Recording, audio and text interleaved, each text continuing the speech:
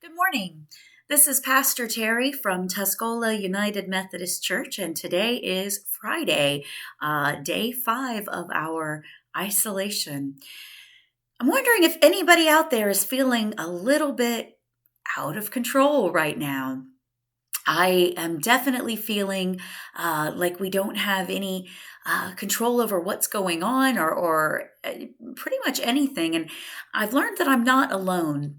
The Religious News Service posted a powerful article by Tara Isabella Burton last week. And she was in Venice and she was wandering the deserted streets.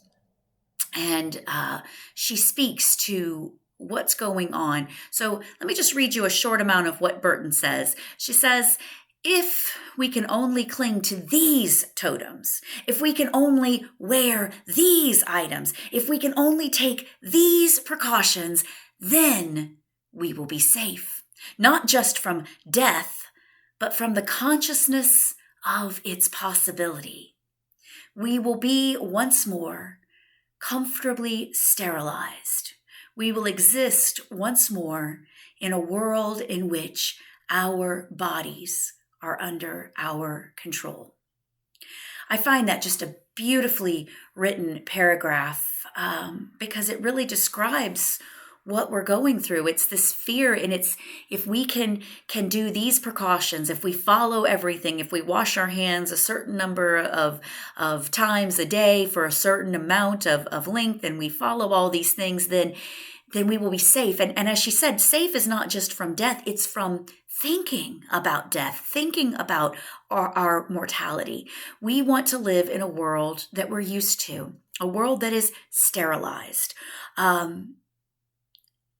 Those of us who live in the West, and particularly I can speak to my experience as an American, we usually feel somewhat safe. We have incredible doctors and hospitals, and while there are certain things that are out of our control, for the most part, day in and day life, we have a sense of a bubble around us. And when something pierces that bubble, a cancer diagnosis or an unexpected heart attack or stroke, those things can have a lot of psychological implications on us. And that's, I think, where we are right now. Something has pierced our safety bubble, and it is very frightening for us because it's causing us to confront our own mortality, not just our mortality, but our friends' mortality, our family's mortality. It's making us think about things we don't like to think about. And during this time, I think it's a big reminder to us that we are actually not in control.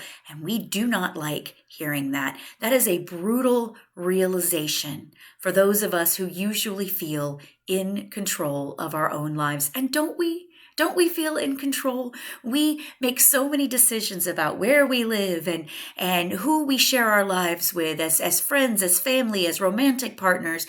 We have control. When we get sick, we want a pill to make it better. We go immediately to the doctor, and if we're lucky, our symptoms are eased and we feel great again. We have a lot of control, except that control is kind of an illusion.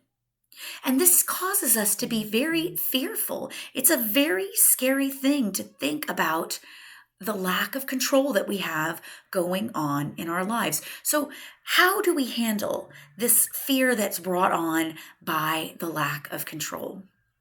There's a very popular Bible verse that all pastors preach on at some point. And, I think that we can't overestimate it enough, but I think it takes something like this for it to really sink in.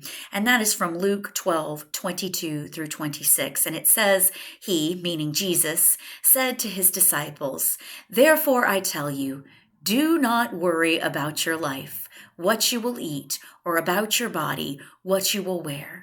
For life is more than food, and the body is more than clothing. Consider the ravens. They neither sow nor reap. They have neither storehouse nor barn, and yet God feeds them. Of how much more value are you than the birds? And can any of you, by worrying, add a single hour to your span of life? If then you are not able to do so small a thing as that, why do you worry about the rest? Now, this is another passage that I think does come with some caveats, some warning, as many scriptures do.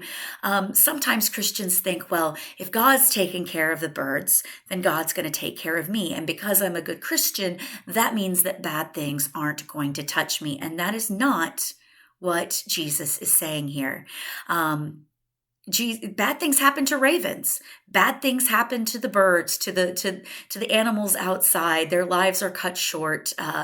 Things happen to all of us. It has nothing to do with how good of a Christian we are or how much of a sinner we are, because honestly, we're all sinners and we're all struggling with that.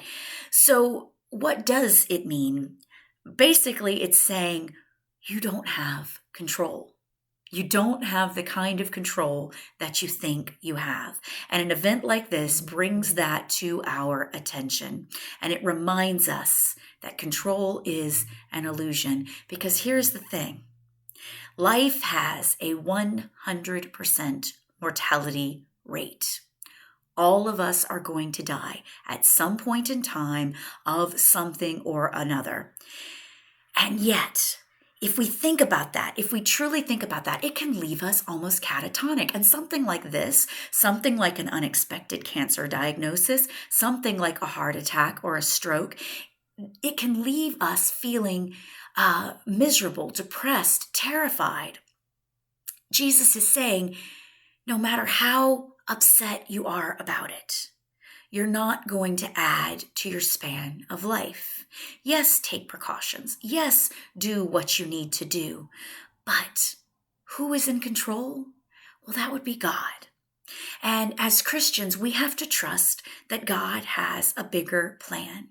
And that can be hard for us because we feel like we are the center of our universe. We are the center of our own universe, but we are not the center of the universe. This is a really tough lesson for us. And in this day and time, as we're watching the closure of everything, as we're feeling we can't even go out of our homes in a normal way, as many people are losing their jobs, we can absolutely be terrified. Or we can allow God to have the control. We can trust that that everything God does is going to work together for good. And we can trust that our illusion of control is actually a pretty damaging thing. So let's use this time to maybe accept that it's really God who's in charge. So I ask you today, how are you handling the loss of control? Maybe you have a story or an experience you can share. Is there a time in your life that God has reminded you, hey, you're not in control, I am? I think we've all had a moment where we think we know exactly what we want, exactly what we want to do, exactly how we want to live our life, and it doesn't go that way. I remember working at a church at one point, and it was not a position that I was very happy in. And I just kept wanting to find a new job. This was not as a pastor. This was long ago. And I thought, I got to get out of here. And I thought I had all of the control. But I'll tell you something. God left me there long enough to learn the lessons I needed to learn. And so that when I did leave, I carried a lot more knowledge, a lot more wisdom under my belt. And I think I was able to live a better life. But I had to recognize I wasn't in control. God was. So please share your experiences, your stories. I'm missing you all. There will not be a video on Saturday, but I will post on Sunday morning, bright and early, a sermon video along with some suggestions of some songs you can listen to on YouTube or somewhere else to get that worship experience. God bless you all. I'll talk to you on Sunday, and God bless.